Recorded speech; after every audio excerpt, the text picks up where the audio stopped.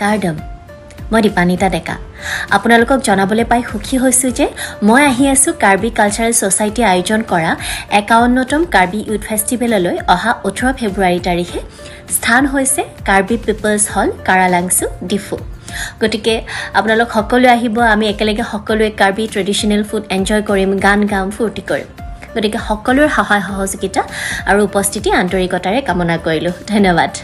কাৰ্ডম মই Dipanita Deka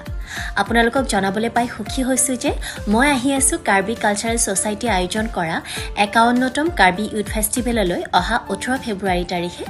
স্থান হৈছে কাৰ্বি পিপলছ হল কাৰালাংছু ডিফু গতিকে আপোনালোক সকলো আহিব আমি একেলগে সকলোৱে কাৰ্বি ট্ৰেডিশনেল ফুড এনজয় কৰিম গান গাম ফূৰ্তি কৰিম গতিকে সকলোৰ সহায় সহযোগিতা আৰু উপস্থিতি আন্তৰিকতাৰে কামনা কৰিলো ধন্যবাদ